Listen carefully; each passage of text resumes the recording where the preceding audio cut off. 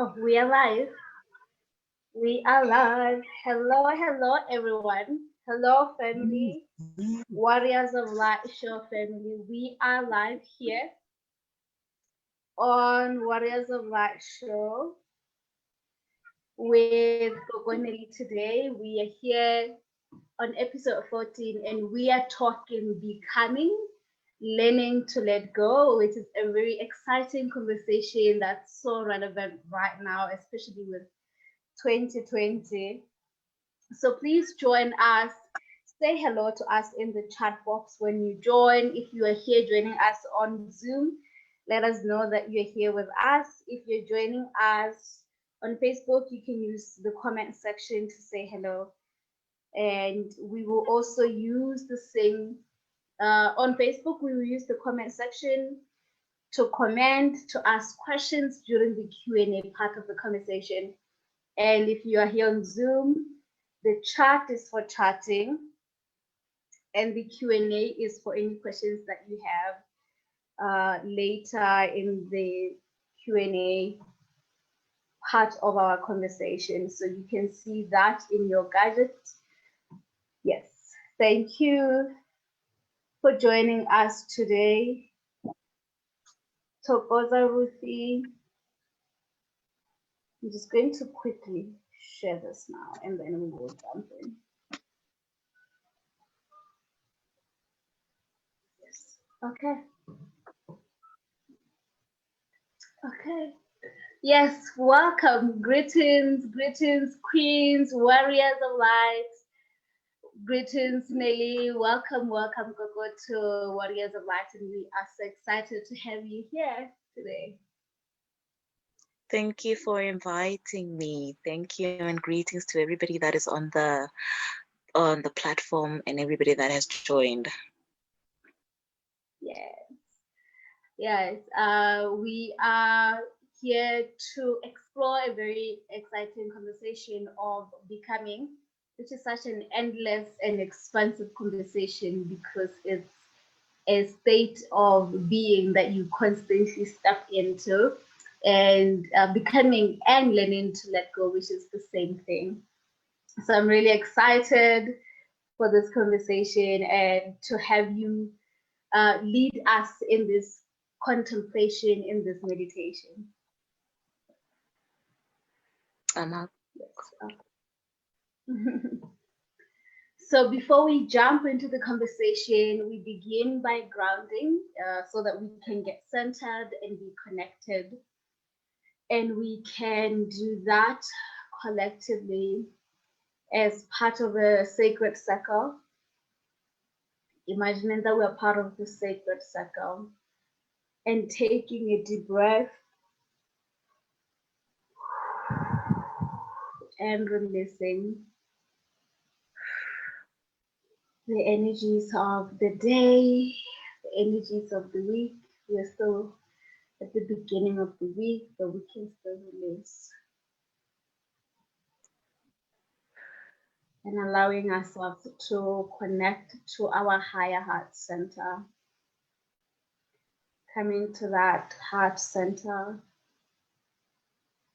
Allowing ourselves to be within the stillness of the higher heart center.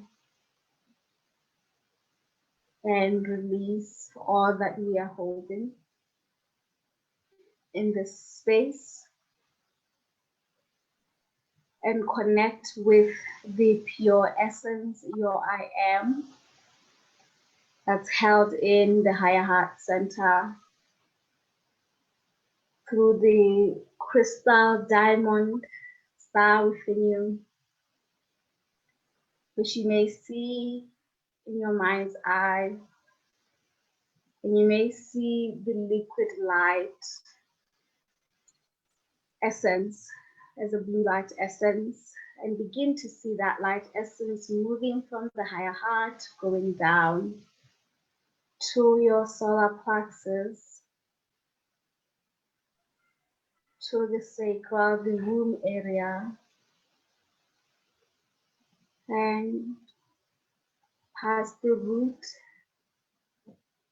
base center, and moving down into the earth,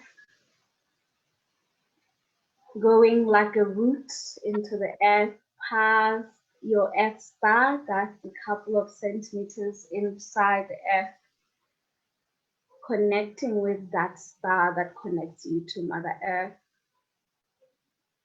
and grounding yourself with the earth star as you allow your grounding liquid light cord to connect with the crystalline core of the earth, the center of Mother Earth,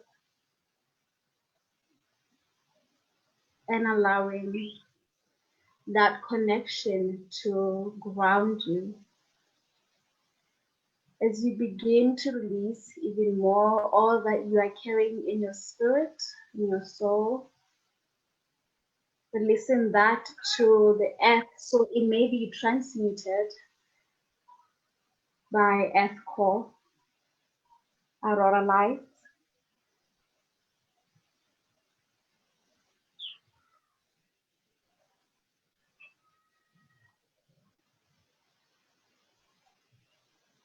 And from the core of the earth, also begin to receive the diamond light, diamond white light, the healing light from the core of the earth that's coming back up through the same grounding cord and moving, shooting through the earth star, past the soil, into your feet now, into the blood, into the bones, just activating, awakening you, connecting you with the primordial Mother, connecting you with primordial wisdom that is coming from the crystalline core, moving throughout your whole body, covering your whole body and allowing that to cleanse and heal you as it moves out of the body at the top of your head, and it opens up to connect with the soul star, your soul star up above, and opening up all the way to connect you with the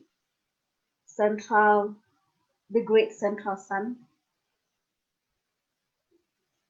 the crystalline field of God, of our Holy Mother, Father God, Creator, who we invite into the space, as we also invite in the emissaries of God, our luminous ancestors, ancestral helping spirit, the councils of our higher selves, our guardians and souls, our families that work with every one of us. We invite them into the space to join us in communion, sacred transmission with Holy Light, Holy Grace, and the Holy Spirit. And so it is, and so it is, and so it is. And we take one last deep breath in and out.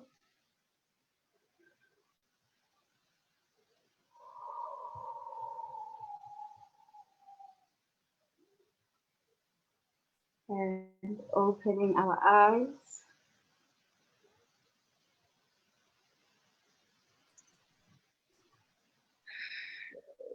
Welcome back. Hope you're feeling much better now. Lighter. Coco. Yes. Yes, Coco. So the conversation of becoming, it's such a broad conversation, becoming and learning to let go. And this process of becoming is part of the journey, especially when you are within the spiritual path, spiritual awakening. There's so much transformation that happens and so much that we navigate and we move through, and aspects of ourselves that we become with each level of this path, right? So let's begin at this conversation of what becoming looks like, and maybe we can begin with your own perspective, opening up with how your journey of becoming has been like for you within this path.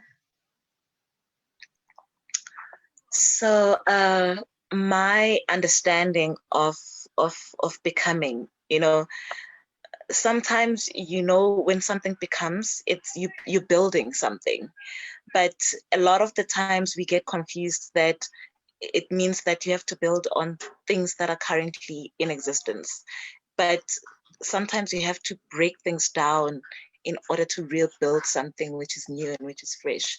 And that's what actually it scared me at the beginning, and it scares a lot of people, that actually you have to shed a few things to become something new, and you have to shed the ego, you have to shed your perceptions about a few things, you literally have to let go of a few things in order to make room for something new.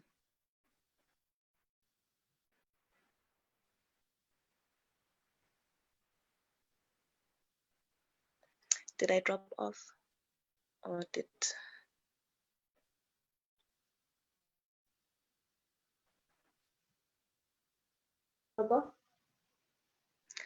I'm still here. I don't know. You got frozen here for a bit. Oh, okay. It may do that, but it's all fine. Yes. Have you completed your thoughts, or I interrupted that? No, you hadn't interrupted anything. So in essence, for me, becoming is almost building something. It's not necessarily becoming, but almost, have you seen like when a butterfly it gets formed, you go into this whole hibernation thing, and when you come out at the end, is something very beautiful and something very pure comes out of it. So as I was saying, that sometimes we think that becoming is all about building only, but sometimes you have to let a few things go. You have to shed a lot of the dead weight that you've been holding on in the past go. And that, for me, that was my journey in terms of becoming, and in letting go of the ego, letting go of my perceptions about the world as is, and really going into self and understanding who I am as a person. That has been my initial journey into becoming. And it doesn't really look like how other people, what other people are going through. It's my journey, and understanding that it will never look like anybody else's journey. It is very unique. And at the same time, even though it's unique, there is specific patterns that almost all of us move through. And one of those patterns is the breakdown of the ego, as you are sharing. Everyone who's in the spiritual path, your ego will be deeply challenged, right? The ego being the identity that you hold about yourself, that you believe to be you. And that identity is usually formed because of experiences you go through, right? And it can also just be an identity you inherit, right? You inherit because of your culture, you inherit because of your ancestral lineage, you inherit it because of your gender, for example, and then you perform that identity, right? And you believe this is who I am, and then you begin this journey, and then the question comes: is this really who you are, right? Are you really the good woman, and is this the true essence of who you are? Because we like to play out blueprints and templates and archetypes that we were given growing up, which are not necessarily the true self, right? And that's what the spiritual path is about, is to let go and release all these archetypes that we were given, that we inherited, that are in many ways sometimes limiting the true expression of the self, right? So wanting to go into that, we call that ego pathologies in psychology. So the ego pathologies, it's like so big. What are some of the ego pathologies that you moved through? And every one of us is different, but there's some ego pathologies that are quite similar, that most of us, we are like, yes, I had to let go of this identity and this one and this one. Yes. Oh, there's quite a lot of things that I had to learn to let go. First of all is the seeking approval from society. You know, growing up, you get told that, no, you go to school, you get a job, you get a good job, you get yourself a husband, you have kids, and a good a house and a car and everything, and all those things that define what success actually looks like, you know. And for me, I had to almost let go of that identity, because that ideal, not identity, that ideal, in the sense that it's not gonna look like that for everybody. And if it doesn't look like that for you personally, it doesn't necessarily mean that you have now failed, you know.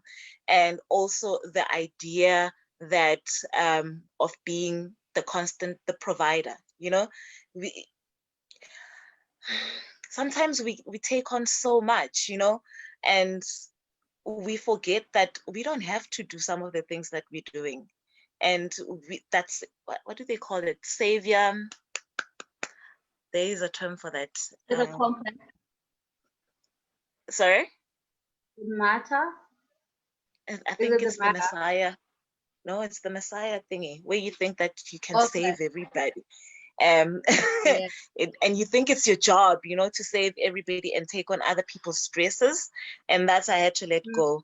And and for me, defining myself also based on the assets that I had, you know. And yes, they just said now the Messiah complex, you know. And these things actually get imprinted on us from a very early age, you know, that you have to do these things and you don't, you know. And now in my journey of becoming, I've actually seen that the people that I've been doing things for, they don't really need me. They can do these things on their own. I've just been making it, I think I've been doing a disservice by actually helping them in the process, you know. And I lost myself in that process in wanting them to. And it doesn't necessarily mean that I don't have to help all the time, but I need to know where I draw the line and say, this is your journey and you need to walk this portion of your life on your own. You need to figure it out on yourself, by yourself, and I don't need to help you through that. Yes, that one is so big. I think for people who are in like a service-based jobs, for lack of a better word. So people where our job is to be in service to other people. There's always that. And it's also called the vow of savings, where you make a vow that I will always be in service of others. I will always help other people. I will always be available to save the world, right? And it begins sometimes as like a noble idea, right? And then it can, in most times, it actually becomes a trauma response. It's not necessarily that we're being noble by being in service most of the time, some of the time. Sometimes it's the ego's way of creating order. Like that's what I discovered when I was moving through the same ego pathology, where I realized being a firstborn in my family, firstborn in daughter as well as firstborn grandchild, it became almost like the way that I am, the expectation that's required. But at the same time, I will move toward that most of the time when there is chaos happening, like when the other younger siblings are doing something chaotic. And so to respond to that chaos, I'll try to assign everyone all this responsibility and fix whatever is happening, right? And it can also go deeper into, oh, I actually also did this with my parents, where I was like, I'll see chaos in the home, let me fix it so that the chaos will not exist, right? So we spoke also about how like sometimes there is the noble desire, but it can also move to, no, you are actually responding to trauma. You are doing this because you're trying to control something chaotic happening in your world. Yes, it's that deep-seated desire to want to control everything around you. And at some point, you need to sit down and realize that you cannot control everything. You don't have the power. We all do not have the power. And in us trying, sometimes when I took some time to reflect, sometimes all of these things, we call them noble acts, they're actually, it's maybe good for the person that you're doing it for, but it actually comes from a place of ego. You wanna get that compliment, and we may say that, oh, I'm doing this out of the goodness of my heart and whatnot, but it's not. It's not. You're doing it because you want to look good, and you know that the good girl or the good boy, that compliment growing up as a child, you would get that, and it filters off. And when you get criticized, it hits home, forgetting that criticism also has a place, in helping us shape who we are. Because if we never have criticism, we become people who, like, I've seen a lot of the people who don't get criticism, the minute that they get criticism, they become too defensive. Like, there's nothing that you can tell this person, and nothing, and everything starts becoming chaotic from there. And for me, it actually stems from the good girl, good boy, that thing where you're constantly seeking that type of approval. And how did this continue for you when you started going into your spiritual path? Like this idea of being the good girl, wanting to perform that role of the good girl. Like, how did this influence your journey within your spiritual awakening and your spiritual life? It in a sense that I had to now start not seek validation that I'm actually doing something good from the outside. You need to look within, and it's not necessarily that when you do something you should seek validation. You should do things simply because it is right, it's the right thing to do, and never doing it because you seek validation or you're seeking approval from somebody, because it's a tall order that never seems to end. And when one task is completed, another one will show up, and when one task is completed, another one will show up. So you're constantly in the cycle where you're chasing, and you never really have time to breathe, to really discover the things that you want to do, because all the things that you're doing them because you're wanting approval. But what is it that Joy really wants to do? What is it that Nelly really wants to do? And what is it that you are here for? Your purpose, because I'm pretty sure you didn't come to this earth to become the good girl or the good boy or whatever. You came here for a specific purpose, and your ancestors brought you here, and they chose you to be in this here at this particular point in time for a very good for a specific purpose. And that, for me, in my journey, I had to understand that they're not gonna like it. There will be people who are not gonna like it, and I'm not gonna get that praise, and I'm not gonna get the validation. And I just need to do what I'm required to do by my ancestors and by God. Yes, that's always so difficult. I call it the wound of belonging, right? Like the approval, when we want other people to approve our path, to approve how we live our lives, is because of the tribal energy. To exist and to be part of the tribe, you have to perform a specific role and be like the other tribe members, right? And in ancient times, in primordial times, at the waves where tribes became important, that conversation came because of like resources and needing to protect, these resources. And so we created tribes, and with those tribes we say this land belongs to us, right? And in those ancient times, if you don't have a tribe, you will not survive the winter, because you will not have people to help you with, with the resources, because they belong to groups of people and it's just you. So the idea of not being part of the tribe is actually very terrifying. And it's not actually a mental thing, it's a blood thing. It's like even your DNA feels very attacked by the idea of you choosing to step away from the tribe, from the norm, from how other people are doing, because that is what kept the tribe safe. So now here you are venturing out and you're saying, oh yeah, me, I'm going to begin, these kind of practices. They look at you like, oh my God, she wants to die because you're basically leaving the tribe. Go venture out. And this is why parents struggle a lot when you are on this path. They don't understand why you're trying to leave the tribe. And I understand completely, me being a parent, when if one of my kids started doing something extremely different from, I would also be a bit concerned, but you also need to trust.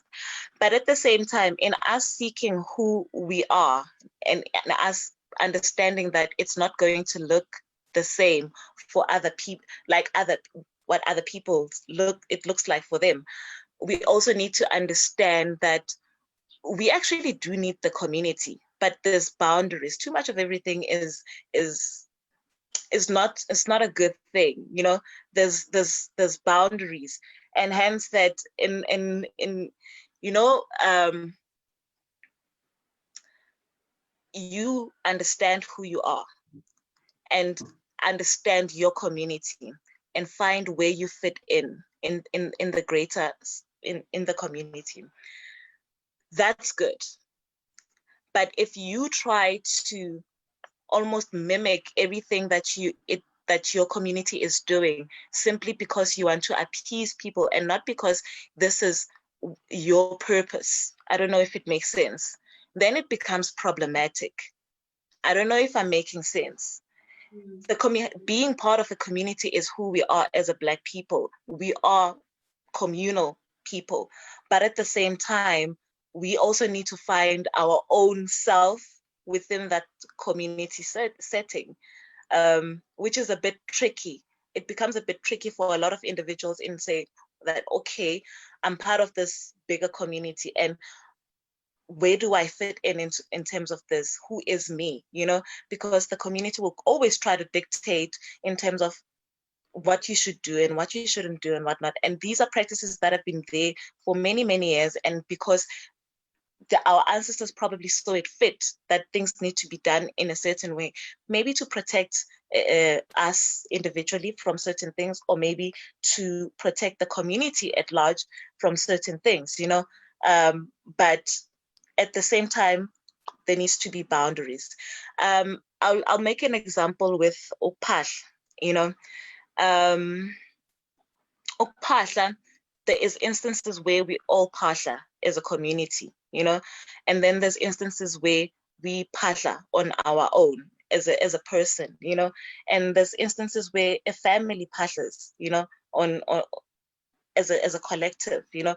And for me, you know, that is telling that we all have our own guides, my guides, Nelly's guides, and then we have guides for the family, and we have guides for the community. And so therefore we need to find our own way to be ourselves in this communal Say. yes. Yes, absolutely. I love that. Because otherwise we will not be able to evolve and grow. And this path will require that at some point you do have to have that direct relationship with your own guides, with God, and then you can come and share with the community, or have sacred spaces where we are all doing that together. And one of the other things about the wound of belonging, I'm discovering that it's actually an illusion. You cannot ever belong. It's not possible to not ever belong. And it's only a story that you will tell yourself, because even if you do leave the tribe that you were part of, even if you move away from how things are done, from your particular tribe, you will find another tribe that does things the way that you are currently exploring them. So it's similar in how we are finding each other, people who are on the spiritual path. Everyone who's watching this, if you try to think about how you are watching this, you might not remember exactly how you found me, how you find Gogoneli, how you found this show, but you found it, right? Which means this is the tribe. This is the tribe where you're moving towards. And that's why the wound of belonging is an illusion. And it's like being stuck on, I have to approve people will not work, because there is always new people to go meet and new people who will like and understand you. There are 7.5 billion of us. So this is one of the big realizations if you're in this path, that it's most of the ego pathologies that we speak about, they are stories we make up because of trauma. And it's moving through them that we will realize, oh, it was never as real as I thought it was. The pain is real, yes. The idea and feeling like, oh, my family does not understand me, it's a very real experience, right? And there's a point where we can grieve for that and be hurt by that. And it does take time to move through that. But that's not the end of the story. There is another story, that there are people who are opening up and joining you in your path, and you will find support for yourself elsewhere as well. Yeah. And you know what I always say, ne? You meet certain people for a specific purpose. Even the people that are within your communities, the ones that you are drawn towards, that you're drawn towards those people for a specific purpose. Some are meant to teach you, and whether it is by chance that you meet those people, it's either they're meant to teach you or they're just there to help you navigate from a particular place in time. And I can tell you now, since the beginning of my journey in terms of becoming, I've had many teachers that have walked with me. And when it was time to let those people go, I gladly did let them go, and understood that their journey in terms of teaching me what I had to learn has come to an end. And there's nothing wrong with walking away, and saying, okay, the teaching has ended.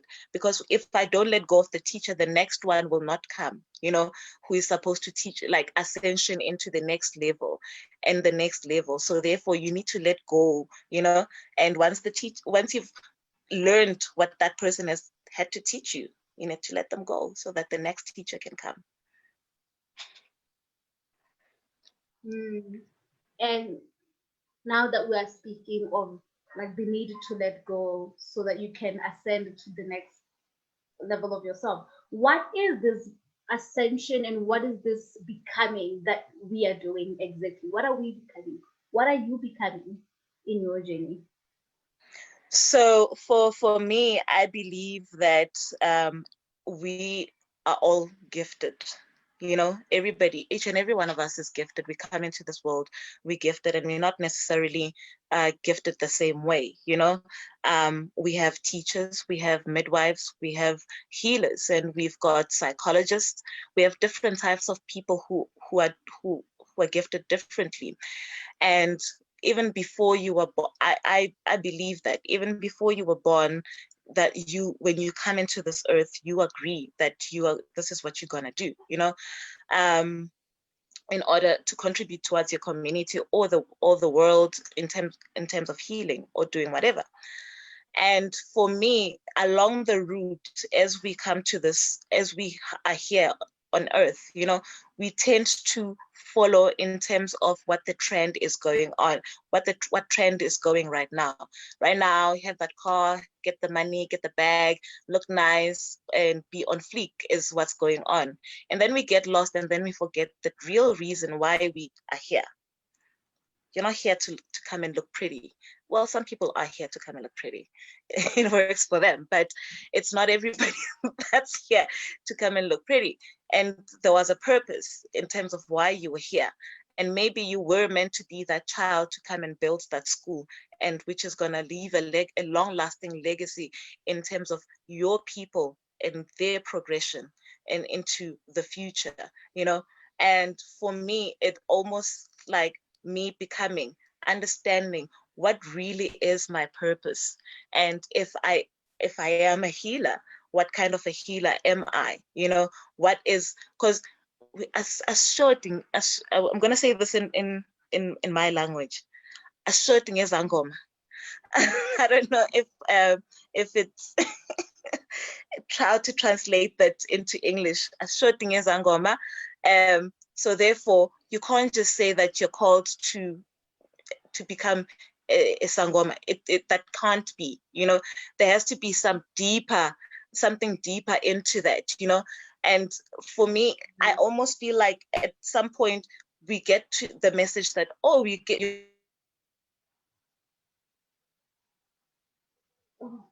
You are on mute. Okay. Sorry, a You call muted came yourself. in.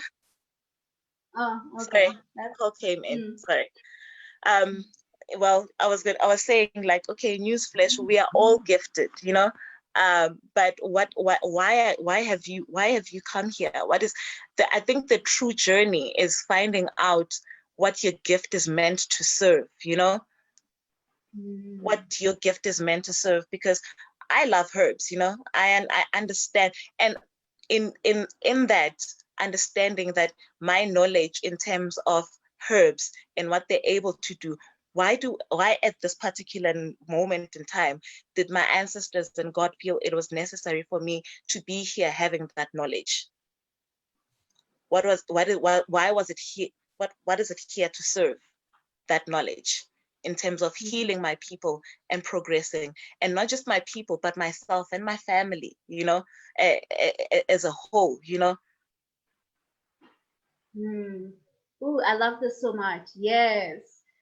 I love that you are saying that it's not your purpose to just become a sangoma. The sangoma, the healer, the herbalist is just the title. What's underneath that? Like, why must you know herbs? Why must you be the musician who's singing music for people? Why are you the writer? Why are you the speaker? Right? What is it that you are speaking? For what purpose? What's the deeper reason why you have to do it? Right? And I think this is why it's so difficult. I know that I've spoken to because my work is to help people actually step into that spiritual mission. And one of the things that I've heard from the women I work with is that most of them, they talk about how they've always wanted to know what that purpose is and how they have been looking for that purpose. And they've even went on Google to say, what is my purpose? Hoping Google will tell. No, I've gotten two people say this to me. They're like, Joy, I have actually went to say, what is my purpose? How do I find it? Right? And so the conversation of purpose is so important, especially in this part, the mission that you are here to do, and understanding why we have a mission, why you have a purpose underneath that, right? And in understanding why we have a purpose or a mission, we can then also understand why all of us are gifted differently and why it's important for you to do your particular part of the mission. Because right now, so many of us are getting trapped in, oh, I will just go be a sangoma because that's what everyone is doing in the spiritual path. But it hasn't really landed on what is this call about and what is the mission about, right? That big why. So, what have you discovered in your own becoming, and how that has helped you uh, to let go of whatever it is you need to let go, and then you can step into the mission and the purpose? One of the biggest lessons that I had to learn was to always humble myself and do not think that you're more important than other people. everybody is important, and because what the learning in that is that you find a lot of people right now where they would say, no, because I'm here to do whatever, it therefore means I'm more important than the other one and whatnot. There's no calling which is less important than the other. I don't know if when English is not your first language, there is no calling which is more important than the other. It might look like it's very minor, but the flutter of a butterfly can make an entire ocean move, because of the ripple effect, And for me, that has been one of the biggest lessons. Nobody is more important than the other person. We in as much as our gifts are different, we need to respect each other's gifts as well, and each other's callings and each other's purposes. That for me was one of the biggest lessons that I had to learn. There's no such thing as ngimdala kuwe edlozini or ngimncane or whatnot. It may be so, but it doesn't necessarily mean that your purpose is less important, and therefore I need to give you the same amount of respect, that I would give my elders. Like the child, my son, I need to equally respect them in the same way as I would respect my mother, Yes, most definitely. Because now that's the territory of the ego, when we begin to be trapped in that this particular role is more important, right? So I call this mission quotes in my work, that every one of us, we have, how if in your phone you have different apps, right? And each app, for it to function, there were specific codes that were punched in that allowed that app to function to its maximum highest potential level, right? And the codes for Facebook are different from the codes of Instagram or Twitter or Zoom, right? They're very different. And although Facebook, Instagram, and Twitter, they're all social media platforms, and they kind of do the same thing of bringing people together and being, they still have these different ways that they function, I believe the same is true for healers as well, light workers, those who are feeling called, all of us really. We are different in that way. Some people are Facebook, some people are Twitter, Instagram, and this is what I call like the mission codes. Your mission has its own particular codes, and the task for us in this journey when we are becoming is to keep discovering and understanding the codes and how they function, and stepping into it to fully embody our own app, because we are the app, we are the, what did Coco want to say, we are the shrine essentially, right? So understanding your own app and how it functions, right? And that's a process, as you were saying. It's a process that sometimes will require different teachers and so on. But just to maybe just contemplate on that, how has your journey been like in discovering your own particular mission codes? If that makes sense. You know what? Let me tell you, it's not easy in terms of me discovering my own code, because I'm still unraveling. I don't know. I feel like I'm still in the process of like unboxing, when you order a package and you go through one layer, and I almost feel like that I haven't even gotten even close to the actual package that I actually ordered. I've just unwrapped just the plastic, that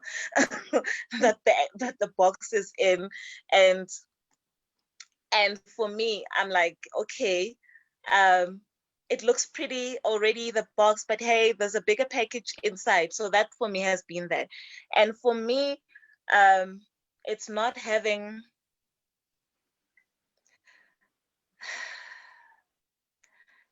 understanding that patience, that patience for me patience has been something very important in my journey, you know, and in understanding my code. Like some things are revealed right now. I would have dreams, you know, and some dreams I would understand them right now, but some dreams, their importance becomes relevant 2 years from now. And hence I keep journals, you know.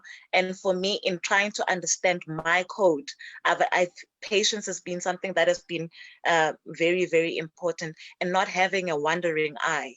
And by a wandering eye, I don't mean, you know how there's the saying that having, just looking around and trying to compare what you have with other people, it's not the same. That's why you've got different names and you've got different DNAs. It's not going to be the same.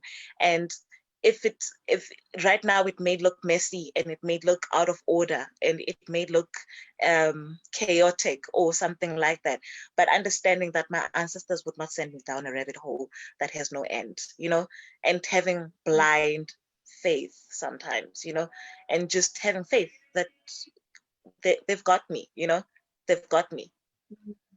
Yeah. So that has been, like, patience has been the biggest thing. Patience, because sometimes we want to see results now and it doesn't work like that. It doesn't. Yeah.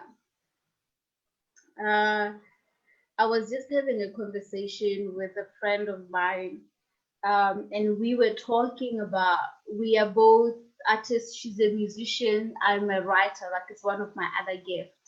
And we were talking about how sometimes when you're on the spiritual path, you can begin to feel like the spiritual path is the only purpose that you are to do. So let's say, for example, you are like a healer, practicing healer. You feel like I have to heal, and I have to heal in a certain way. Like we all have an idea, like when we look at the archetype of the healer, we have an idea of what that looks like. And so we all feel compelled to do it in the same way.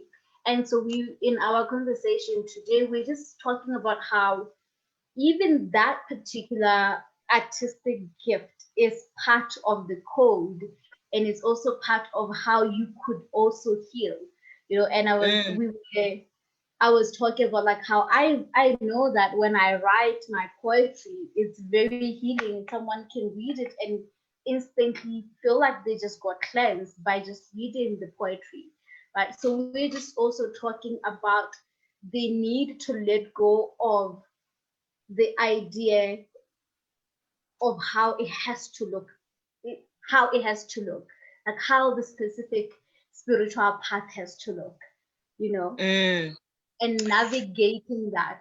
And so for you, as someone who is, yeah, you are many things in your bio. I'm still decoding. Hey, I'm still decoding in terms of trying to understand the code. I'm still decoding. There's things that I have here that I had dreams about and I had bought them, you know. And I've got a full set of divining bones that I've never used. I've never used, simply because I think the teacher has not arrived. I haven't gotten to that level where I can use them, you know. But in my sense, at this present moment, I'm just comfortable with understanding that I can divine without them. So I'm not sure why my ancestors showed me them. I don't know if it makes sense. I don't understand why my ancestors showed me them, but I'm guessing that maybe in time, in my journey to becoming, it will make sense in the future. I don't know if it makes sense. Like it will in as time progresses, it will make sense. And I'm not gonna start now saying that, oh, Joy is using bones, I want to use bones as well. No, I can't do that. Joy is healing through writing, I must also write. No, I can't do that, you know. I've been gifted the gift of teaching, you know. That's something that comes naturally to me. Teaching, you know. I've been gifted the gift of music, you know, and that's something that comes naturally for me, and I heal through that, you know.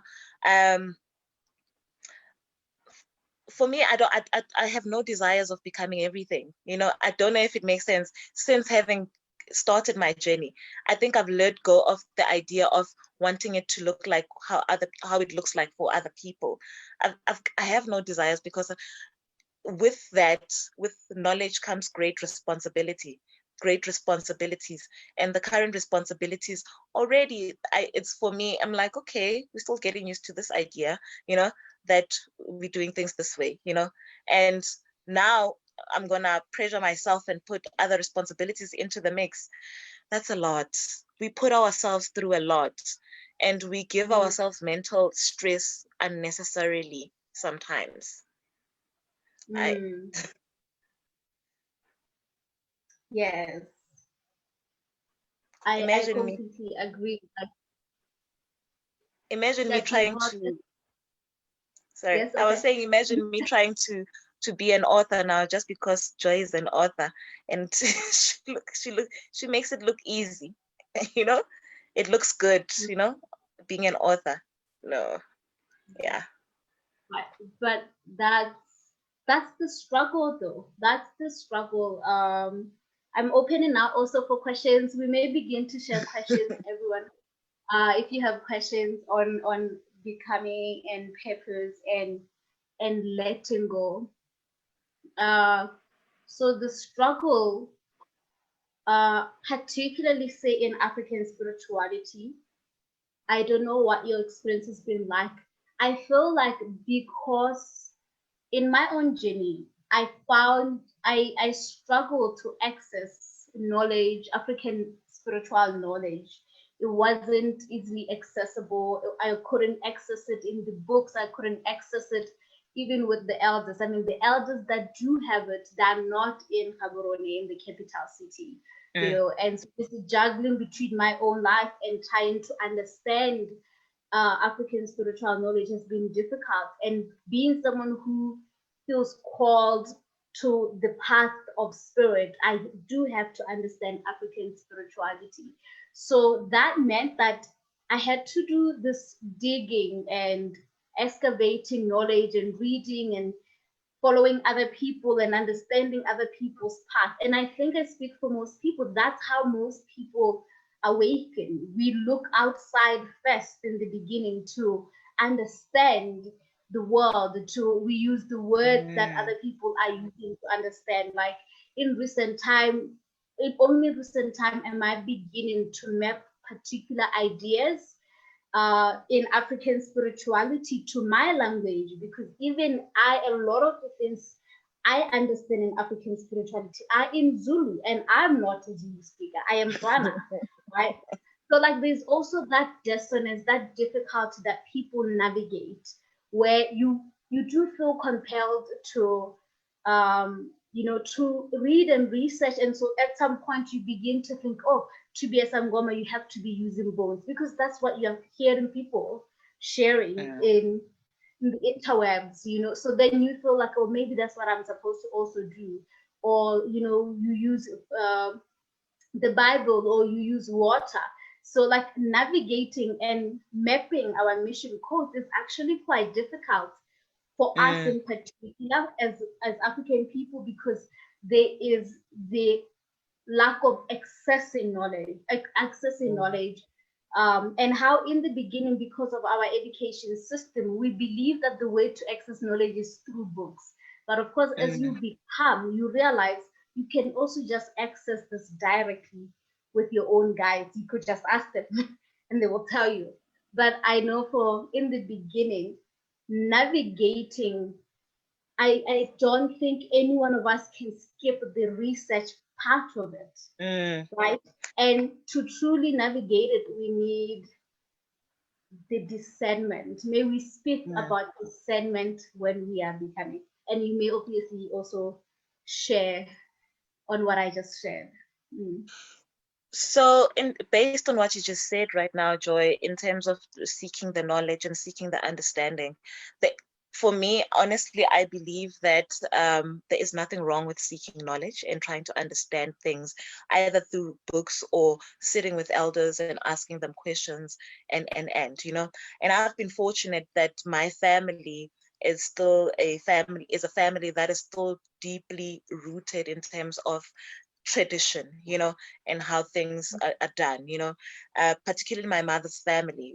They're very still deeply rooted in terms of our traditions and how things are done. And for me, that aspect in trying to gain the knowledge it hasn't been that much of a challenge per se. And for me, I didn't just, in terms of me seeking the knowledge, I wasn't only drawn to our African knowledge, but I was also drawn to everybody else's knowledge, like how the Indian people, how that system works, and how that religion works, and how that spirituality works. I think I spent some time also in the Middle East, just looking also at. I lived amongst Muslim people, and I got to understand. That's when I had my aha moment that actually almost every culture uses in it might come in different methods or anything, but almost every culture uses Impep. That's when I was like, this Impep thing is showing up everywhere. But in any way, in your discernment, after the knowledge has been acquired and whatnot, it is very important to understand the things that look nice, because sometimes you want something because it looks nice, when some people are doing it, but then you need to almost understand that, is it really part of your purpose, or are you asking a fish to climb a tree, and it's never going to happen if you're asking a fish to climb a tree, and you when you for me, I always say that when in doubt, because also the ego gets in there in some way, that when it looks nice, you also want to look good, when Joy looked very powerful and all of that when she was divining using bones, and suddenly I want to say, oh my gosh, I also want to look like that, but maybe you should go back and Pasha and ask your ancestors if that is really your path, and for me, I always have to almost check myself all the time that, are you doing this because you want to look a certain way? Because sometimes we influence ourselves subconsciously. We convince ourselves, when a lie is told over and over and over again, you start believing that it's the truth, and we have to check ourselves. We are the biggest liars to ourselves, we will even lie about our own ancestors that, no, Badimu Baitse, when Badimu have never said that, And for me, I always say, always check yourself. Is it something that you're wanting because it is genuinely what your ancestors want for you, or you just want it because you just saw somebody else doing it? Yes. Yes, discernment. Yeah, checking in with the self is so important. Oh my God. And I think last week we spoke about the voice of the soul, the voice of the ancestors, and the voice of the ego, what the differences are, right? So there is a question here from Ruthie about the ego, since we're already speaking about the ego. So let me start with it. So hello, Ruthie. Ruthie is joining us from the US. So she's saying thank you for speaking and sharing your journey and wisdom with us. So she has a few comments and questions. So she's saying you use the word ego, and ego is a European concept by Sigmund Freud, the grandfather of modern psychology. Why do you use this? Sigmund Freud once separated and drew parallels between the mental lives, and he called them savages. He drew parallels between us and Europeans. We are not born with egos. Ego is born out of fear and isolation. When we were colonized, our egos were born. Freud called the blacks savages. Why do you use the word ego? Oh, and then let me just continue the question, because that is in two parts. You speak of African spirituality, but I hear lots of European themes, the Bible, ego. Yes, it's okay to understand other cultures' theory, but what is the African way? Yes.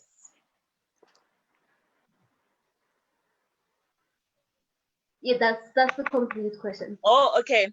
So, for me, the fact that we're sitting here and having this conversation in English, is telling of a lot of things. You know, if I was to start and try and explain these concepts in a language, in my own home language, a lot of people would miss it. And for me, I'm not one who dissects the English language, because that's not a language that I use on a daily basis. I use it purely for the purposes of communicating. So for me, I understand it from a language perspective. That's why when I use the word ego, there's no the history that she just brought in. It's not for me in terms of defining it that way. I'm using it because it's a language. But if I was to say, explain concepts in my own understanding, it gets lost. You will never hear it. I don't know if I'm making sense. Yes, I understand. In African, I was actually just sitting here and thinking, what is ego in Setswana? And I wondered, is it setho or botho? Or like, I am even lost myself on what is the exact word, because African languages are not like a lot of these English words, you will not find them existing exactly like that, because in African languages, Bantu languages, it's more of like long sentences that are describing something, right? So it's very difficult. But I think what I am getting is the ego real? It doesn't exist even in African theologies and African spirituality, right? So I think that's what the question is essentially, not so much of the word. We use the word because English is the mode of language that we're using. But does the ego exist? As a word not in as my a language, word, as a concept, you know. I don't think as a concept is, because we are governed by the spirit of Ubuntu, you know, Botu, you know, and for us, it's almost like a communal thing. And I don't think that back in the days it was something that people, what's this? It was a big problem as it is right now. I don't know if it makes sense. Because we were very communal, and because right now we're very individualistic, and so right now we're very individualistic in terms of how we do things, and that's not our natural way of operating as Black people, as a nation. It's not there, you know. And half of the things that we're doing right now, they were not there, you know. Even the whole thing, the concept of Ubuntu, I don't believe that it's a concept that was there. I don't think so, because I can't think of any word that actually describes. I have a different opinion. My opinion is that there are things called divine logos. These divine logos are like universal laws or natural laws that exist. And for the soul to embody in the vessel, in the human body, there are specific ways, divine ways that it does that. The process of individuation, where the soul individuates into the body, that individuation, as in when the soul comes into the body, when you embody that, that's the ego. I don't think the ego, it may have been named by Sigmund Freud, but it's a universal concept that was created in the creation of the multiverse by God. And even Ubuntu is unity consciousness, is the primordial logo that all of us are interconnected. This is no one concept. It's just the law of the universe. It is God's law, like it's God's divine will. Right? So we may have later on use language to name it, and maybe 1,000 years from now they won't call it Ubuntu, right? Right now there's a phenomenon of Christ consciousness, which essentially is Ubuntu. We've been speaking on Ubuntu. Now a lot of people are saying Christ consciousness, and when you deep down and you're like, what is it? You realize, oh, they're talking about Ubuntu. So we can get lost in who said what, and then we begin to fight about how the person who said this was a racist. And yeah, Sigmund Freud had many problematic things, but even he did not create the ego. And he basically, just like any white man, basically claimed concepts that have always been natively known, natively experienced. So the ego is the individuation of soul in the body. You can perceive it in a negative way, but you could also notice it as, it's just like how it's just the differences that exist between one body and the other, and that's what we will call your ego. Like, I am the kind of person who talks a lot. You could call that my ego, my identity. Or that person doesn't talk much. You could call that ego, right? And that's just how that soul has embodied itself. So I think it's in recognizing that as we are rejecting the colonizers, essentially, the colonizers, we can reject them, or we could also realize most of the things that they claim to have brought to us, nothing new. They already existed. We had different names for them, and they just tell us in English, and then it sounds fancier or different or unique. And it's like, no, everyone in Africa knew that child, like someone knows that's what they say. Like, this child's identity, like ego, is like this. Like, what did you make? She's a quiet one, that one. But are we not talking about the ego there? Yeah. Hence, I said that the fact that we're having the session in English for me is very telling. English is not my first language, and it says a lot of things. But and this is why I was saying there's a difference between the ego as a natural phenomena and then ego pathology, when the ego now, like we are no longer using that personality, which is the projected personality you take yourself out into the world. If you begin to use it in harmful ways, that's when we call it ego pathologies. And Mukulu Menzi was just saying that this is called, it's related. For example, I can't pronounce this.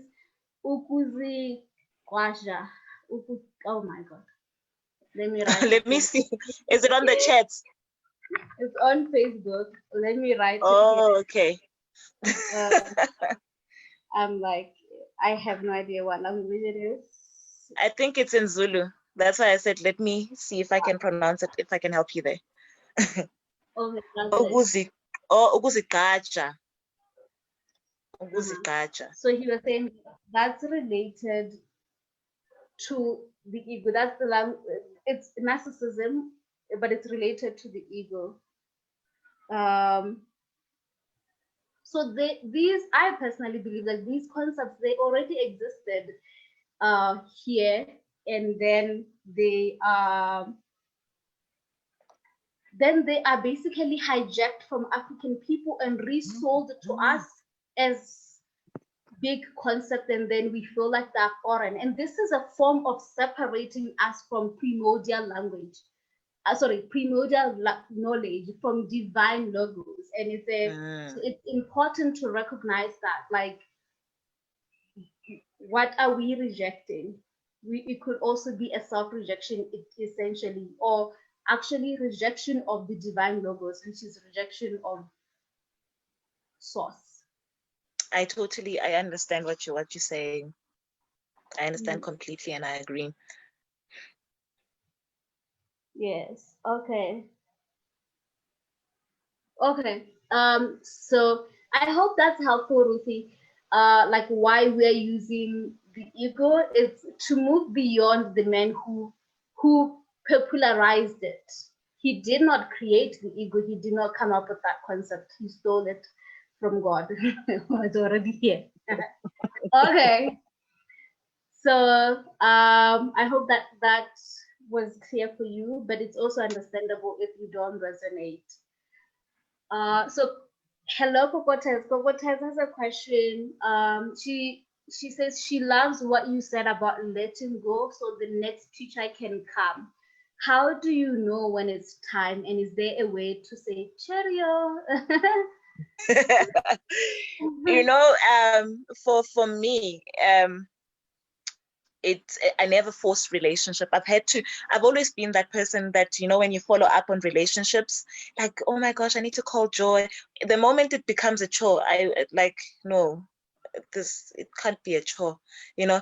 And for me, when it comes to teachers in terms of letting go and whatnot, it's not necessarily saying cheerio, you know, but um there's never like in the same way that there will never be a definite moment where you can actually recount when I met this person, you know, because suddenly you wake up and Joy is like in my life, and like Joy is teaching me so much things, you know, and we constantly have teachers around us. It's just that we don't give them the titles of teacher. I recognize my teachers because they after meeting them, I realized the big shift, you know, in terms of how I do things and you know. And for me, I don't suddenly now, because I've met a new teacher, now I'm gonna be say goodbye to the old teacher. Who knows, maybe they will come back and they have something new that they have to teach me. And for me, there's never like a moment where there's like, oh, goodbye or something like that, you know. And I do actually ask my guides, my ancestors, in terms of because I take everything with a pinch of salt. Hey, I I don't just because sometimes we think, oh my gosh, Joy is cool, and then suddenly you want to be taught by Joy. Well, that may be so, but is that what your ancestors want for you? Is there something that they want that Joy to teach you, you know? Because the moment that you start doing things because you think it's the best, you know, before consulting with your ancestors, it's you start having problems. So just to answer Gogote's, there's no moment where I say Cheerios. I still have most of the people that have taught me things, and as the new teachers come in, I realize in the old, like the teachers that have been there, them drifting away, and understanding that it has nothing to do with me. The time that they had on all the things, the teachings that they were there to teach me, they've taught me, and hence they're drifting away, or there's suddenly now distance between us, or people just become busy, you know. And for me, I take it like that, you know, and I don't force that teacher or relationship.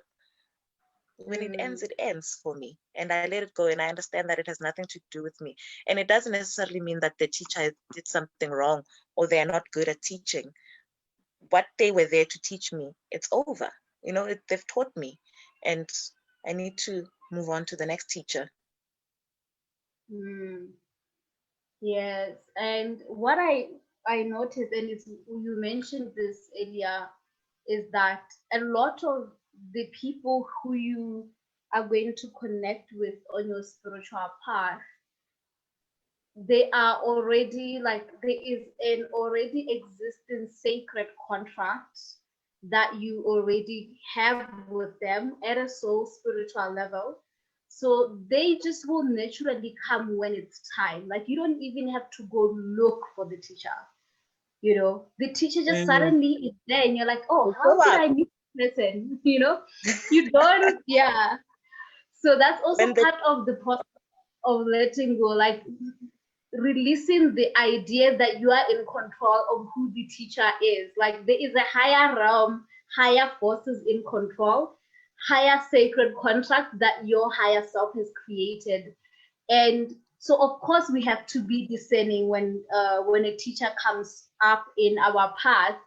But most time when it's in alignment with the highest level or the highest timeline for you, and it's part of your sacred contract, uh, it will, like, there will be that resonance. It will feel good in the body, you know. And these are things you need to check your own discernment, like, well, I don't know what to call it, like things, blue tick of your discernment list. I don't know if you have discernment list, like Mm. what to look for to check if it's in alignment. But yes, so the teachers just naturally come when you are ready for them, and then Mm. they just and so it all happens organically. Actually, I've noticed that. It does. And for me, usually the teachers, when how I recognize that this person actually is there to teach me something, you know, is that they will never say something, or there will be something which I'll be shown about that person which nobody knows. Like, I don't know, if it's something, if it so it's like I'll have a vision about that person, or some, and it will be about something that is not public knowledge.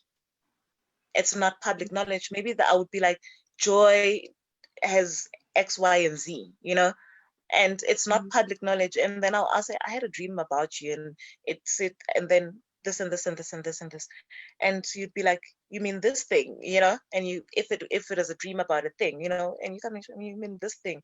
And for me, that's that. It mustn't be something in a sense that it's so foreign to the point that before you even arrived, like there were no traces that you were actually coming. I don't know if it makes sense. There should be a bits and traces that you are coming, either a dream or something, or the knowledge maybe you're there to impart, that it there's a person who's coming and she's going to teach you this. It must not be like a surprise, like, ta-da, we are here.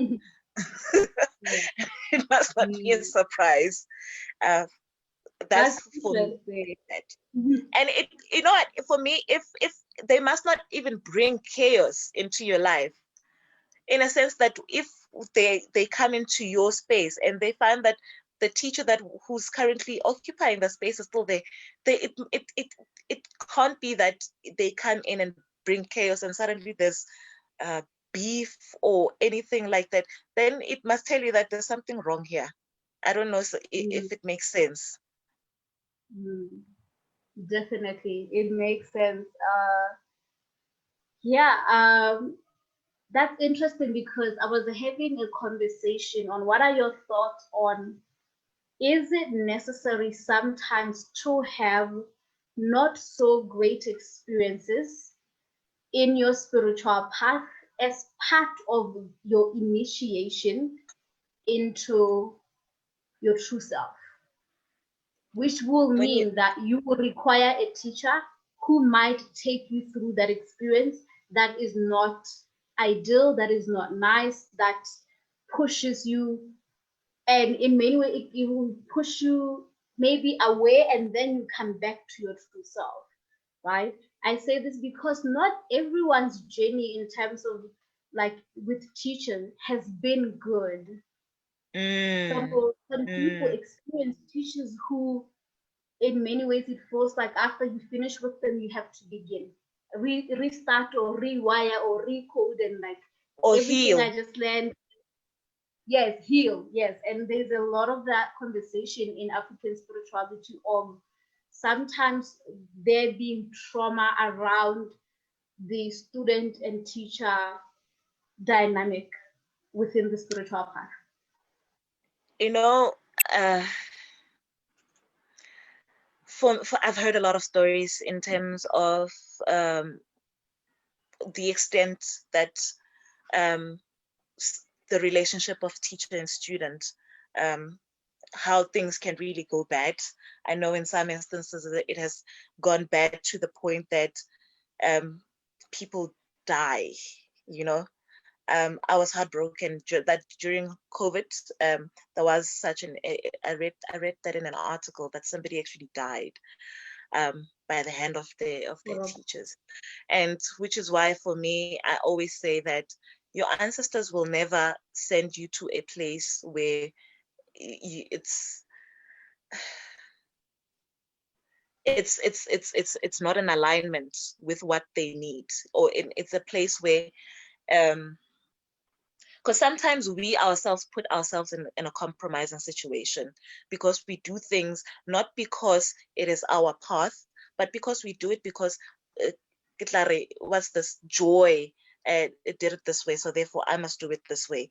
Or joy, we let go this particular healer for help, and so therefore I will go there because they will help me. Sometimes it's not like that, and hence I always say that you need to check yourself, that when it comes to decisions about you and your ancestors, it's not a decision that actually is you. Go back and ask source and pray about it, first, and ask whether is this me, Nelly, making the decision, or is it my ancestors guiding me towards this particular place? For me, I don't actually for one second believe that my ancestors would want me to suffer or go through immense hardship for no particular reason. It's either it is meant to get rid of a particular trait that I have.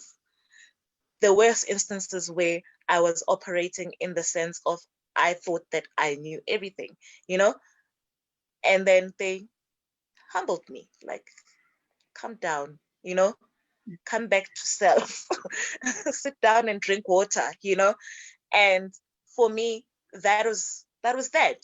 I had to go through that experience to actually remember that sit down and drink water, and when it comes to the whole teacher and student thing, I think people are not praying enough about that. And phahla, I know I say that prayer, it's something else, because phahla and prayer is two different things.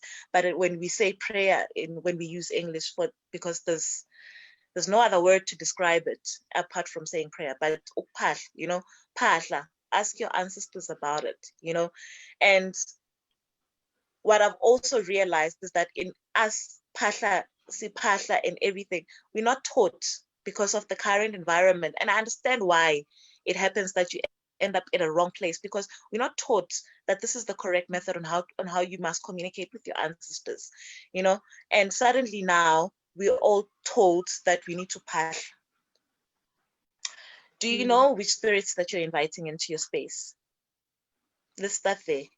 Because in us partnering, we've just opened a spiritual, we've just gone into it's like opening a portal into the spiritual realm, and not every spirit that is there is good. There'll be good and bad spirits, and do you know who exactly are you inviting and why you're inviting that person? It's all love and light. Let's all phahla, let's all sing kumbaya, but do we really know? And we're not taught those things. And I get why there would be a disconnect in terms of what your ancestors want and what you want, because you're not communicating with them properly. And that's why you end up at places where you don't need to be. Yeah. This is part of why I created this platform, because I personally feel that the core of this is lack of knowledge. Like that's the core, because we don't know. There is a lot of hidden information, hidden history, and distortions also that exist when it comes to the spiritual path. And most of us, especially those who are gifted, we are so eager to find our purpose, to step into our purpose, and we go where we feel like there is information. And even if we're not given the true information, usually it's always the love and light. Or just go partner with your candles and connect and call your ancestors, and then you take it at face value, right? And honestly, we can't blame people for taking it at face value, because just the very education system did not engage us with critical thinking and critical reasoning. We are not, programmed in that way. Like our yes, our education and processing system is in ways that we just believe whoever is the authority, right? So if we go on YouTube and someone says they are the authority and they say this is how to patla, that's what you're gonna do, right? And so this is Mm, what we're having these experiences of yeah, people having really painful experiences. It's a lack of knowledge, and this is why generally we need to cultivate that discernment. We need to take our time with research, and also there's a need for anyone who's ever experienced like misinformation. I know I've received misinformation and I've discovered, and I was like, oh my god, why wasn't I told? I can't blame the old version of me. I have to forgive mm, that version of myself because I did not know. And then move forward with that discernment, with that critical eye to ask why. And one of the things I love that you shared is, and this has always been the bell for me inside me. If it just feels like there is punishment involved, the ancestors are going to punish me if I don't do this. If there's a fear that is being planted within me with a relationship with what I believe to be guides and emissaries of God who are here to help me step into my true higher self, then that's the bell. So this is for everyone who's listening. If anything, if there is some practice that you are doing that makes you feel like there is punishment attached to it, look at that, mm, because that's not the experience that you're meant to have. If a teacher creates fear for you somehow, some form of judgment, some form of separation between you and your ancestors, if there's the idea that, oh, come to me, I will come and explain your entire path, then that's a separation. Why can't it be you and your ancestors and they can help you to navigate that new relationship? So it's that as well. and also remembering that before you even find your teacher, there will be traces of them long before they arrive. It's not a ta-da, I'm here. As I said it, like it's not like surprise. There will be traces of them long before they arrive. It's either will come in dreams, or chances are you will buy certain things. You'll buy certain things and whatnot, and you're like, oh my gosh. Um you find somebody that actually there must be something that connects you to that person. It can't be just a big surprise on the day that you actually meet Look, that person. I don't think many people know that, because the stories I hear is you go to a reading, a divination reading, and then you're told you're gifted and you have to come and initiate. And then that's how people initiate. Like that information that you have to take time, it has to be a conversation, and you have to see it first, and you have to check in, and then only then can you continue. And that's a long process. Like, I mean, you should give yourself time with that, rather than, oh, I was told to go do it, I have to do it now. Because there's also where I, you are told, if you don't do it, you're going to die. I can't tell you how many times people have told me that they were told that if you don't initiate now, you will die by the end of the year. What is that? Oh my God. I was fortunate. I was fortunate. For me, that's why I said that. I don't know, and maybe it's because at home, we've got healers, and we've got we're still very traditional in our way of doing things. And for me, I was fortunate that when my awakening began,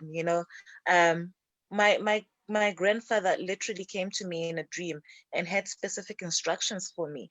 And there was a point where somebody had said that to me, and he literally came in a dream and um and spilled all that muti, and he threw it away. And that's when I knew that I need to take a step back. I need to take a step back. This man just literally legit, he came to me running. It was very violent. He came to me running and he legit threw everything away. Um, I was like, love and light, guys. I'm not saying that you're a bad person, but if my grandfather does something like that, it's a no. I'm walking away from this. Yeah.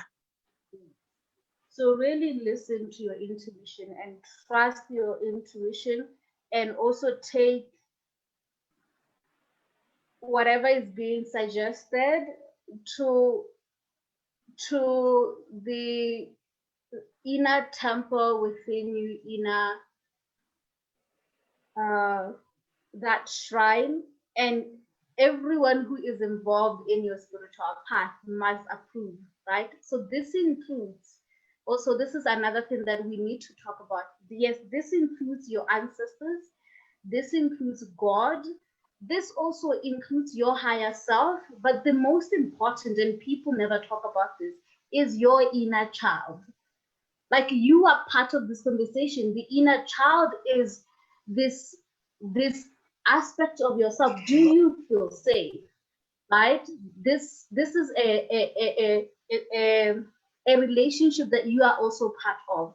It's not just the ancestors who have to approve. You also have to check in with your own inner vessel. You alone and God. Like, that also has to be checked as well. Right? Because there will always Yeah. be that alarm bell at the back of your mind that will say, but that's we always we always ignore that voice, the but, and that voice has a lot of important things to deliver. Okay. So another question. Oh my God, we got so stuck in this conversation. Let's move forward. Okay, so Pinky is asking, I completely resonate with the concept of the ego pathology and the vow of savings. Being someone who has childhood trauma, I ended up choosing a career of savings. Yes, a lot of people who experience extreme childhood trauma. I mean, all of us, we do have childhood trauma, but like where, essentially the trauma was, defining. She ended up choosing a career of savings. So the question she has is, did her career choose her, or she chose it as part of trauma response? Great question. For me, so I'm a legal professional. I wanted to be a doctor. I didn't want to be a lawyer. I wanted to be a doctor.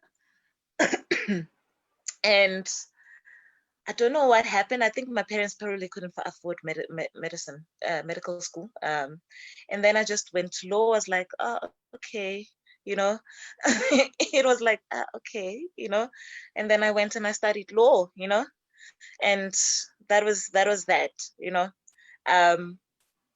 in some way, there hasn't been in my how I've been using my degree, it hasn't been for as an act of service to, it can't be seen directly as an act of service. You can only see it now, currently, that it is an act of service when I help people at a price that you wouldn't get that under normal circumstances. And I help you just simply because I can. And it's not me wanting to, what's this? That like, this is my career path. No. If I have spare time and I can help you, I legit help you, and the price would not be the same. So I don't think I chose my career as wanting to be of service to other people. I think that it's both, because I think one of the things we don't really understand is the sacred contracts we make before we are born. Before we are born, we create a blueprint of our experiences, and some parts of those blueprints include some traumatic experiences that you decide you want to heal through you, through your body, through your blood, right? And because you go through that particular trauma experience, it leads you to the calling. And that's because where the shadow is, that's where the gift is held sometimes. So sometimes where your trauma is, it's where you will be gifted in, because it's through going through that trauma that activates your, what is called the CDs, the sacred word. They call it the CD. The CD are the divine logos like courage, love, strength. Um, yeah, so these different things that come up, compassion, yeah, peace, all these things that we all aspire for you, each city. So for example, I'll give you guys an example with myself. My my my shadow is control. I always wanted to control everything, and that came as being a first child, a firstborn child, to guess teenage parents, because my mother was 19, and then so basically they were still kids, so I had to also participate as a firstborn and do some parts of mothering and fathering, which created a trauma response of control, where I then grew up as someone who wants to always control things, which, however, underneath the control, there is the gift of authority. Because I know how to control and manage things, I'm really good in leadership and in authority, in like, this is what we're doing. Because my trauma forced me. But this is also a gift, like the ability to lead and be in authority. And the CD, which is the highest level of this shadow, is Vala. And Vala is really, you could think of it as, the medal of Vala. They're like great saviors, like courage and love. Like, yeah, so I'm kind of like that kind of person. In my highest level, I will die for a mission. I will die for an idea. It comes from that. It started with the shadow, with the pain, and it grew to create. When I am in my Vala, I am actually inspirational, right? So I don't look at our trauma as like, oh, did it then? Am I just a creation of that? No, there is a part of you that awoke the gift because of the trauma. The gift was already there. The trauma activated it in a particular way. And maybe that's why that's part of your blueprint or part of your sacred contract. So it's both, like, you chose it, but maybe you didn't choose it in the moment, though. You chose it way before it even started, before you were born, because your gift was connected to that. That's what I think. So I chose it, the law thing, I chose it long before I was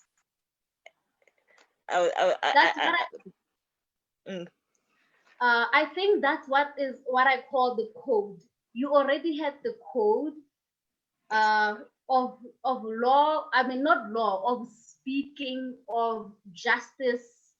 Probably your soul wanted, justice, and that's a gift you have. And speaking and equality and then the role of the law, it's just a way to express a gift that is already innate within you.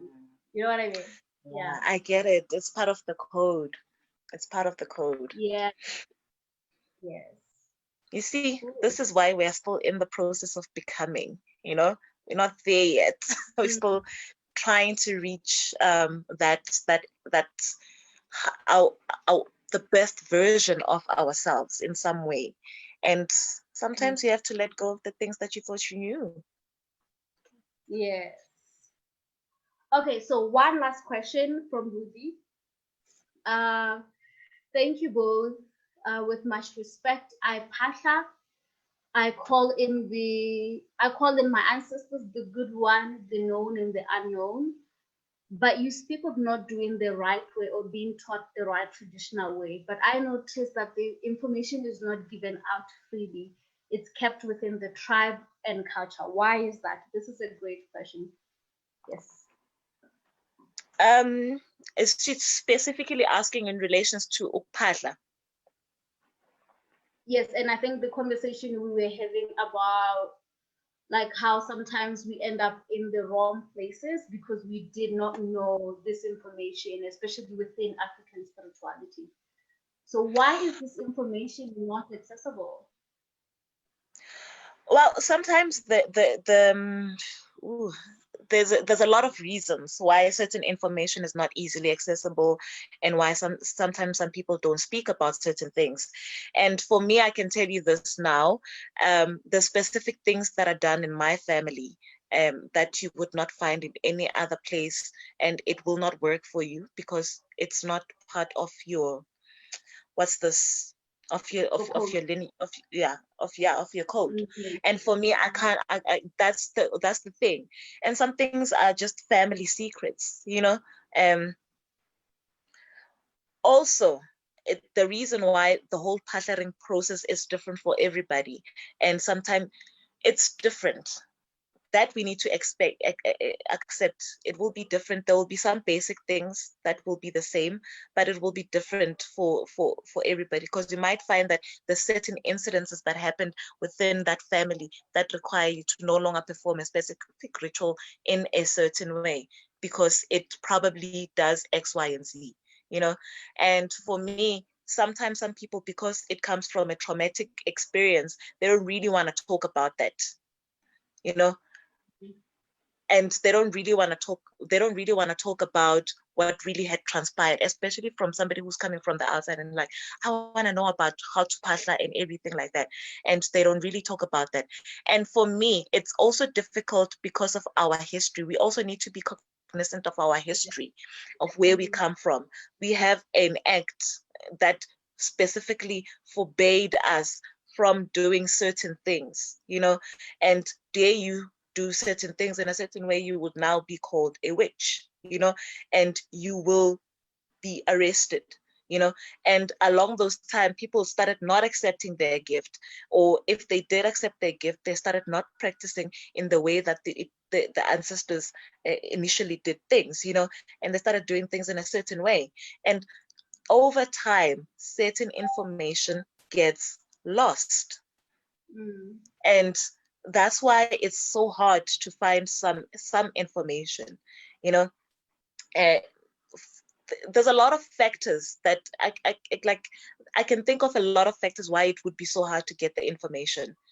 There's a lot of factors, and sometimes it's merely just to protect you as the person, because as a healer, there's certain things that you get told that you're not supposed, you can't even share certain things with another healer, because of the amount of responsibility that information actually has, that this is why they told you, because they trust you enough to be able to not use this information for badly, and you must preserve that information.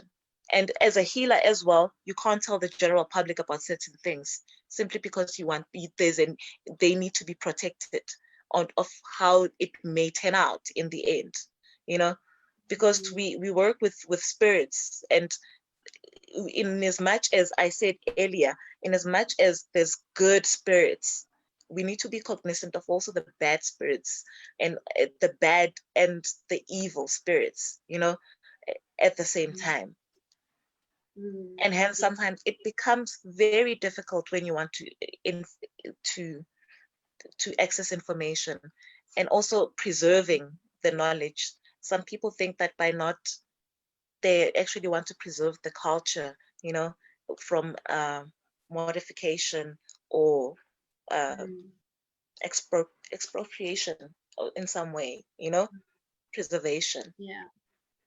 Yeah, definitely a lot of aspects come into play with the sacred knowledge. And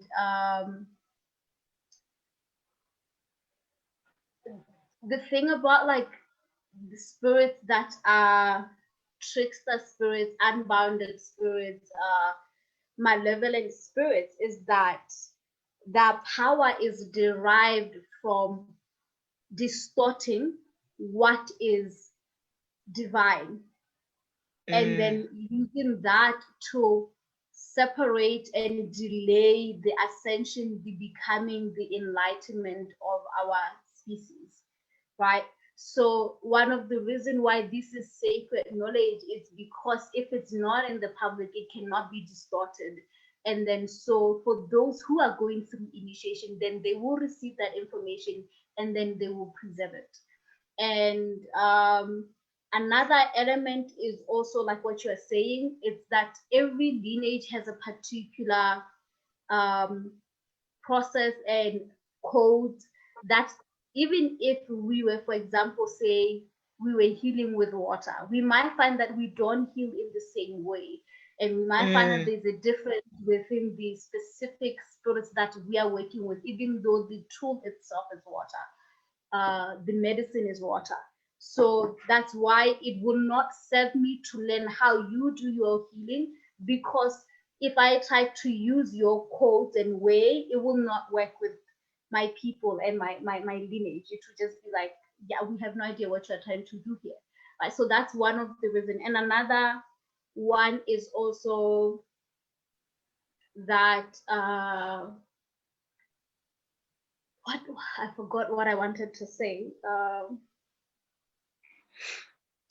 I just saw what's But this? there's also from what for what you are saying, Ruthie, I can tell you that other cultures are able to share because when they were colonized, they were able to preserve some of this knowledge by inputting it into their cultures, into their norms, and like a way of life. But for us, when colonization happened, there is a way where this was like actually taken away and replaced completely, right? So we also have a lot of like retrieval work that we are doing even as healers, and having to look at what is a real process and what's not real, what's a distortion and what's not a distortion. So we are still decolonizing, and our colonization as Black people was different from other races as well. So we have to look at that.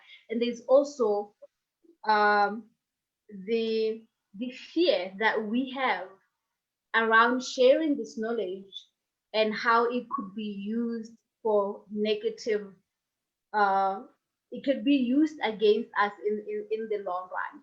But one of the things that I have learned from the ancestors, they say this is not an issue as much as we imagine, because we can go to them directly to learn these things, right? So if you have the basis of call in spirit of light, call in those who work with God, and just like there are some ways you could check in, and you will know in your body when something is off, when a spirit is not of light. And these spirits, they function within the law of free will, where if you ask them and if you declare and command, they have to respect that, even those that are malevolent. So there's also that. And then you can learn directly from your ancestors how to do it. Because for me, that's how I learned a lot of things. Like the way I do my Patra process, it's the way that my great grandfather, who is one of my ancestors, taught me in the dream state, basically taught me the step-by-step process. So there's also that when you continue with this, you start with the calling in the good, and then you ask them, please teach me how to do this. This will be taught to you. We have access to the Akashic field. It's never lost. No information is ever lost. And also, it's not a matter of us not wanting to share. Sometimes we share information, the information that we share, and the ones that we don't share, trust me, it's for your own protection. Sometimes it is for your own protection at many times that you don't share, because how certain things are done, if you make one mistake, you've just messed up a lot of things. That's why for me, if I don't know it, I know my boundaries. If I don't know it, I would rather do it under the guidance of an elder, somebody who's more experienced, is more mature, and understanding that. And for me, that's just that. And being honest with self, like, hey, you don't know how to do this. I think that's just that. Some things are just we can share, but not everything. Mm. Yes. Yes. Oh my God, this conversation was so good. It feels like we just sat here, but I'm told it's almost 2 hours. My God. Thank you so much for this conversation. I hope this has been illuminative for all of you who joined us and who are watching this, and you learned a thing or two from this conversation. I learned a thing or two, and this has been really uh, just affirming to this journey of becoming and learning to let go and stepping into blind faith and surrender. And I think the takeaway is uh, the biggest ego pathology that we have to drop in if you are in the spiritual path is the idea that we know. Yes. Drop it. Drop it. And this path is long. This path is the path of the mystery. So each time you think you know, you will keep having to let go and then step into another timeline, another information, become another version of yourself. So, in accepting that this process is continuously asking you to drop and drop, we will have less pain when we are going through the initiations that we are constantly moving through in the path of becoming. Mm, Yeah. that is very So, beautiful. yes. So, Coco, how can people connect with you, and what are your last thoughts? Yeah. Mm. Sorry, sorry, I didn't quite catch that. Oh, sorry. I was saying, maybe I didn't say anything. Even I don't remember what I was saying. Okay. Your last thought, as well as sharing with people how they can connect with you and the works that you are doing. Okay. My last thoughts, in the about becoming. It's really a journey that you can't. It's not a 3 months type of journey. Um, and when you start becoming who you were initially meant to be, accept the fact that you will have to shed a few things, and those are the things that you will shed off are the things that you are needed to shed off so that a new thing can be built. You need to break down the walls in order to build a new wall. um for me, that's just that. And moving away from the idea of thinking that you know everything, and accepting and living in the space that you don't know everything. And knowing that not everything is actually about you. How it's not about you, and sometimes it's about the your community. It is, so yeah, those are my last thoughts. And learn to communicate with your ancestors. Like some things, um that will be your biggest challenge, learning to communicate with your ancestors.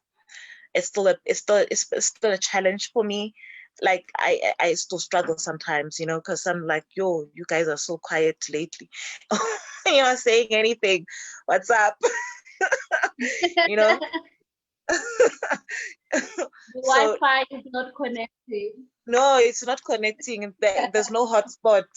I'm like, so that will, for me, that has been the biggest challenge, that learning to communicate with my ancestors. Wow, it's a lot.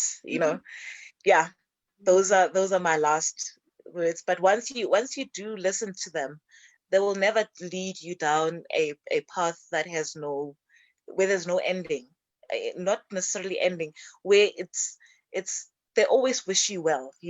So once you learn to have that link with your ancestors, you get to learn about your purpose, and they will lead you and constantly be guiding you and towards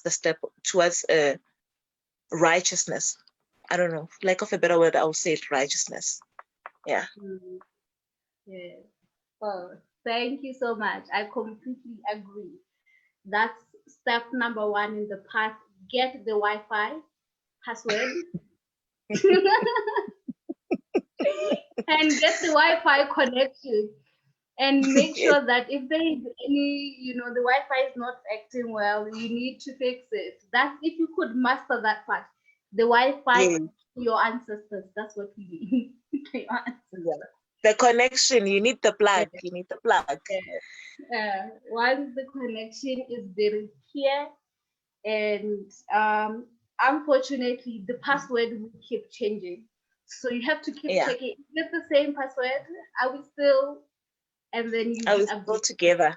Yes, Yeah. because sometimes it's that you don't have the right password. You're still in the old password and they're waiting for you to connect to the next.